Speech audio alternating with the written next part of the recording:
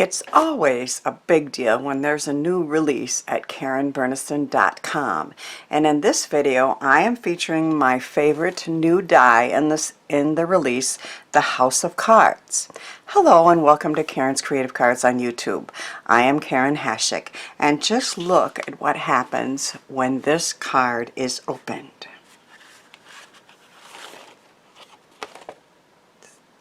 Isn't that cool? On the front, I put 4 aces from a mini playing card set I bought to try this die set, and a sentiment from the new Karen Burniston word die set in this release.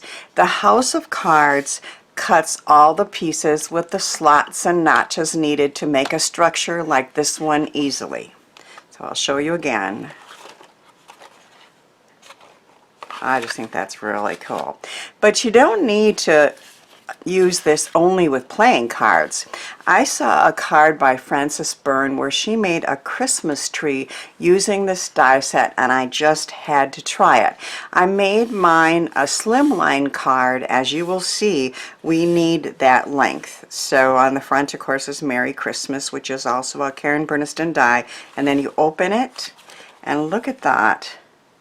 It's a Christmas tree that pops up in the center of that card. Now here you can see 1, 2, 3, 4, 5 layers on that. So that's why you need this very long length. So I made a slimline card to put that in. Here is the template that I made.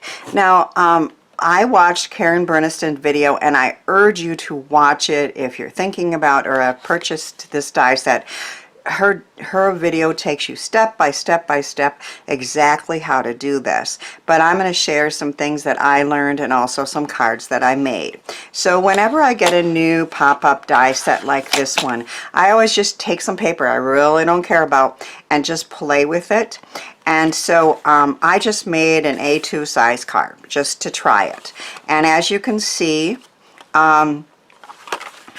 obviously, even if you stop at 4 or 3 layers, which I'm going to do in the card that I'm going to show today, you need it wider than this. So if you're going to do 3 layers, you need 5.5 wide, and if you're going to do 4 floors, you need it at least 6 3/4. And then that slimline one, I needed it even longer. So again, you know, play with some paper you don't care about. Try it.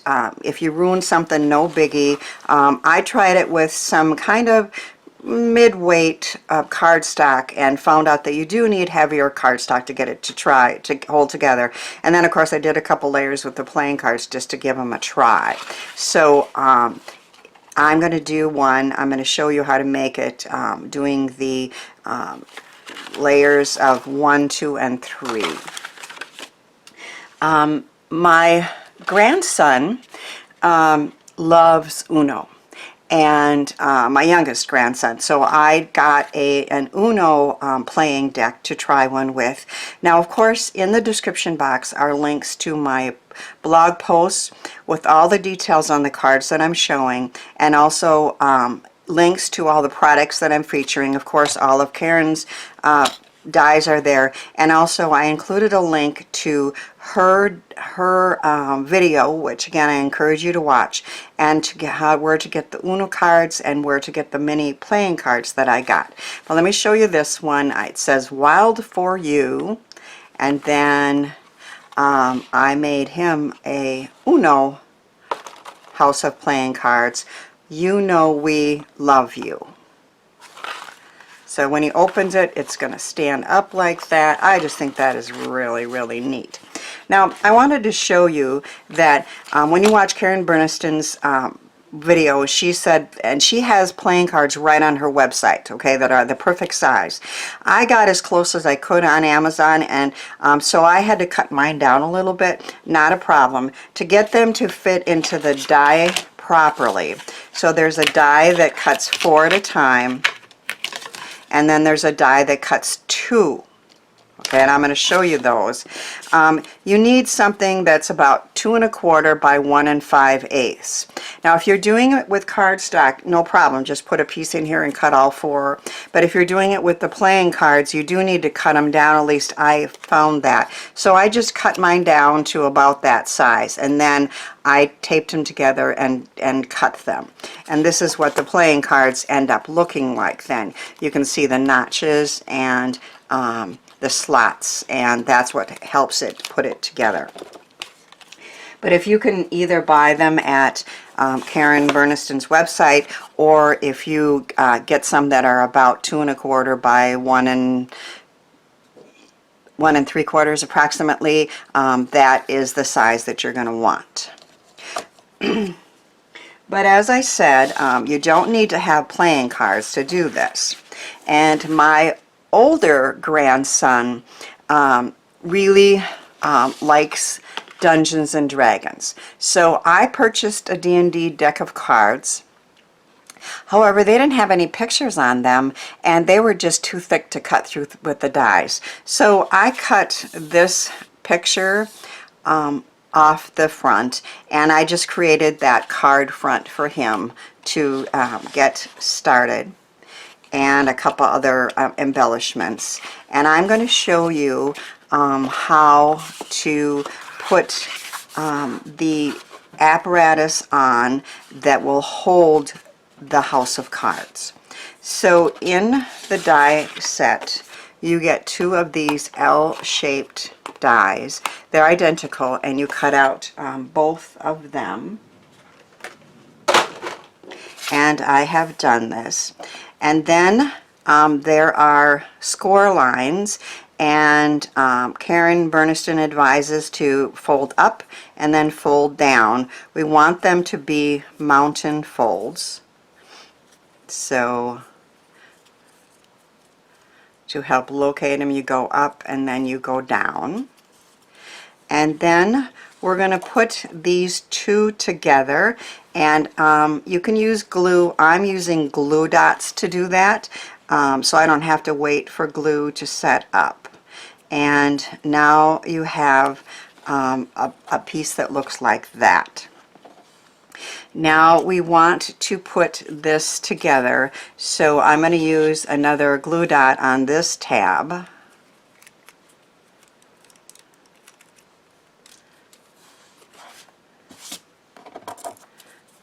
And then lay it flat and fold that down. And so you get a piece that looks like this. I call it a T. Okay? I put good strong tape on those 2 pieces there. You can again use a strong glue if you wish. And I marked in the center here, in the fold, where the center of the card is, and I am going to line this up in at that mark.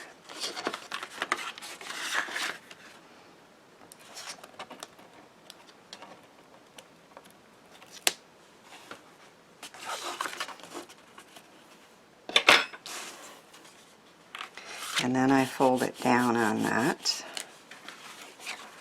and the center apparatus is ready to go. Now I'm going to create the D&D House of Cards, and I have cut red and craft pieces out with these 2 die sets. Now the set of 4, I need 4 to 5 sets of those, and I need 3 sets of the sets of 2. So I have done that, and we're going to get started.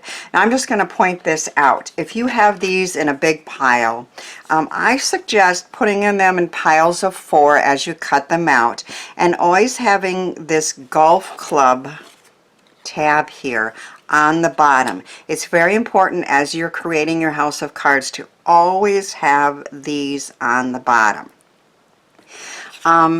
if you have the set of 2, there's a slot down the middle and these little slots here. So that's what a set of 2 looks like. The set of 4 has those slots on either the side or on the inside, and it has those little golf clubs here. Okay, so this is a set of 4, and I'm going to be putting it together. Again, I always suggest watch Karen Burniston's video, but what she said was for the bottom 4, it's very, very important that you line them up like this, so that these 2, this one here has the slots in the middle, and these golf clubs are facing out. Okay, and then the top 2 has the slots on the side, and again the golf clubs are facing out. That's very important for the bottom.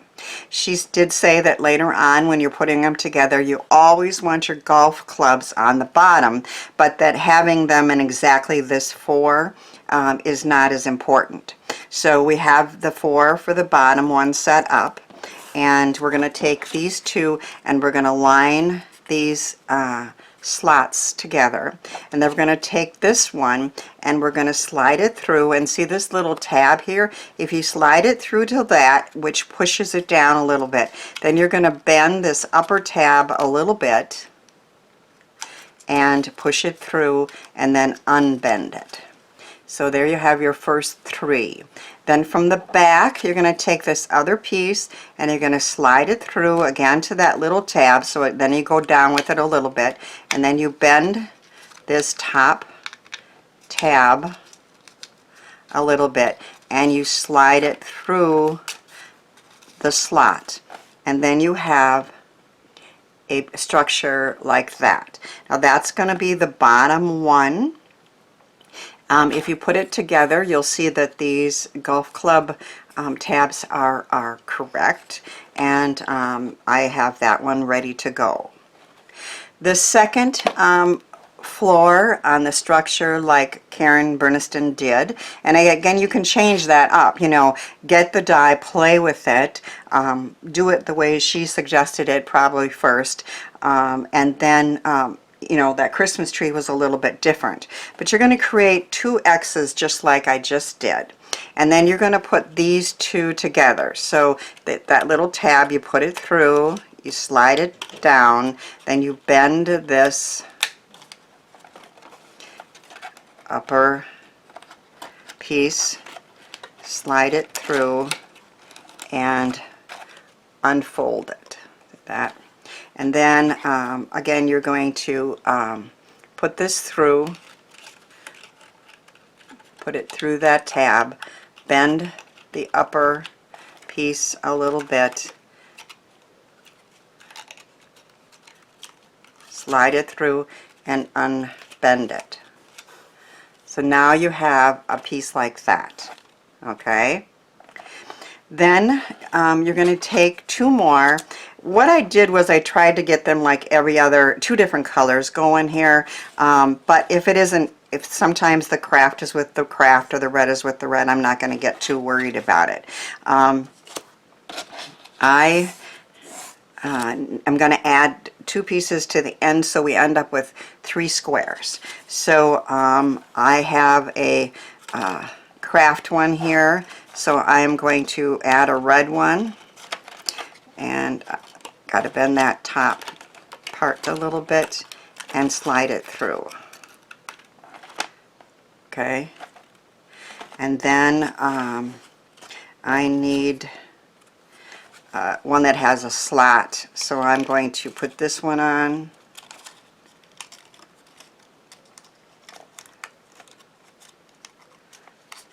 bend the top, and then put this slot in here, bend the top,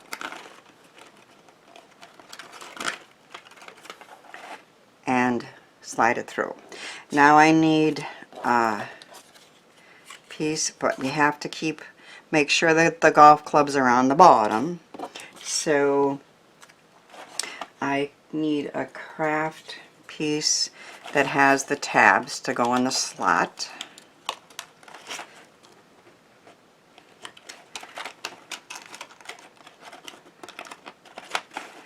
And then I need a red piece that has the slots, again with the golf club on the bottom.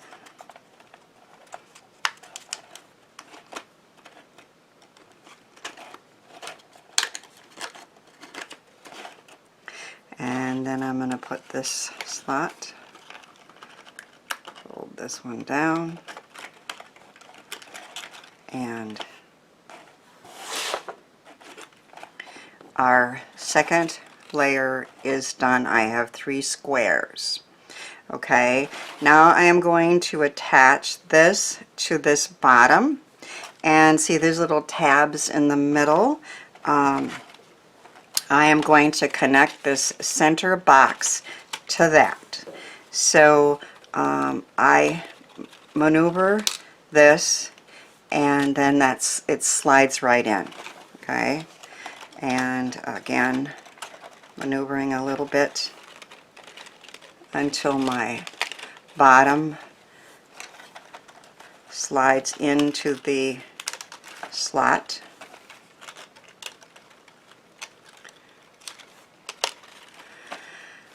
So our second floor is attached to our first floor, and as you can see, it will open and close. Then for the third layer, we want to make 3 sets of 2.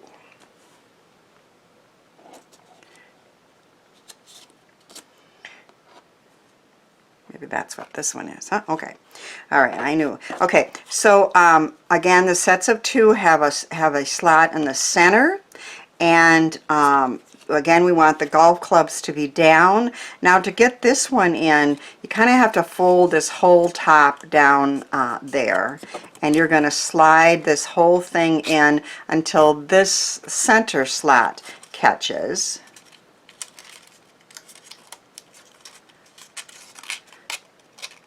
And so you push it down, and then you get the top centered, and then you push that up. So I have a little X of 2, and I've created a couple of those, and we're going to attach this to the top of these 3. So again, we're just going to maneuver these little slots here on the golf clubs. Make sure they're on the bottom, and just slide them in and push them through until the little I don't know, golf club gets attached, I guess. So you can see the it's not real hard to do. It's just a matter of maneuvering them until it gets attached.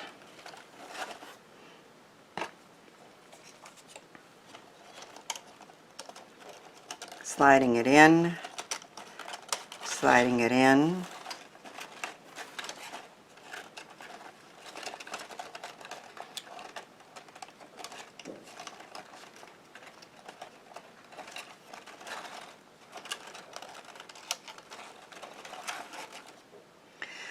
I don't know how much you can see from the top there, but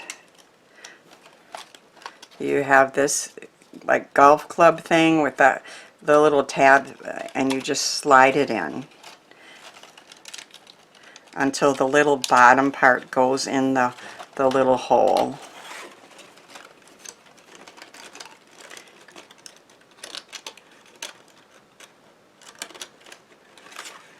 And I am going to stop there. I could go another floor as Karen did, but I decided to make this a card that is pretty easily mailable, and I have 6x6 square envelopes. Of course, I'll have to put an extra stamp on. Number 1, because it's square, and number 2, because it is, you know, it has a little height, but it's not too bad. All right, so I have this ready to go. I'm going to Sometimes they come out, the little tabs, so you should check it once before attaching, but if they do come out, you can put them back in. And if one tab keeps coming out over and over and over again, Karen in her video had a really really good tip about strengthening those if necessary. If you have one that's kind of stubborn and doesn't want to hold, there's a way to strengthen that and kind of make them permanent. So this is the card. It's ready to go. And now I'm going to put our little house of cards in. I'm wondering if I maybe want to decorate it first. I think I will, because I definitely want to put some things on here. So what I've printed after my deck of cards didn't really work, I went on the internet and printed some D&D images. There's some characters, there's the dice, and then I have some words ready to go in the card as well.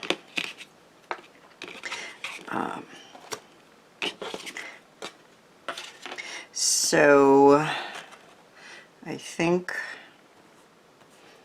1, 2, 3, 4, 5, 6. 1, 2, 3, 4, 5, 6. I have 6 dies. I have a couple D&D images, and then I have some of the characters. So, but I think I'll leave this one blank and put the dice along there.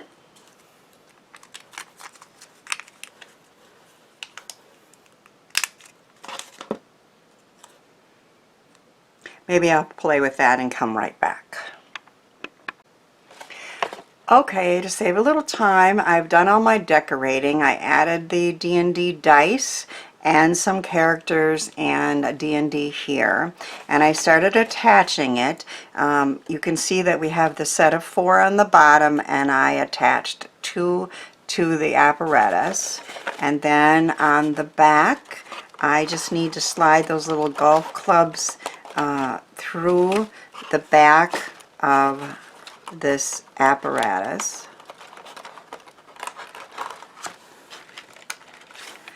and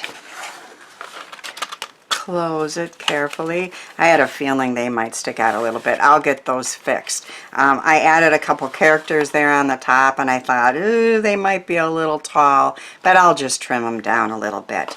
But as you can see, we have wishing you a, and then we have our house of cards, D&D house of cards done. I took the D&D part of a symbol there, and I said definitely delightful summer, and I am going to give this to my grandson soon, and I'm going to put that there, definitely delightful summer, and it will fold shut. Wishing you a D&D definitely delightful summer, with a very cool house of cards that pops up in the middle there. I think my grandsons will love these cards I made, and so will the recipients of the Christmas and playing cards versions. Watch the next video to see more amazing cards I have made with Karen Burniston dies. I hope the cards I shared encourage you to give some of the ideas and products a try, and then send some handmade joy out into this world.